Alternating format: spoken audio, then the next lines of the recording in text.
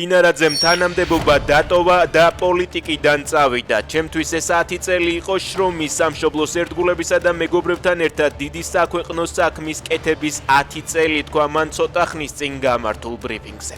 არასრულ 1 წელში გენერალ-მაიორის წოდებამდე დაწინაურებული, შემდეგ კი სუსის უფროსობიდან სახელმწიფო მინისტრის ორ თანამდებობაზე გადაყვანილი მდინარაძე დღეს აცხადებს, რომ შესაძლოა ძალები ბიზნესში მოსინჯოს. მან კატეგორიულად გამორიცხა, რომ პოლიტიკიდან წასვლა ღარიბაშვილის წერილებს უკავშირდება.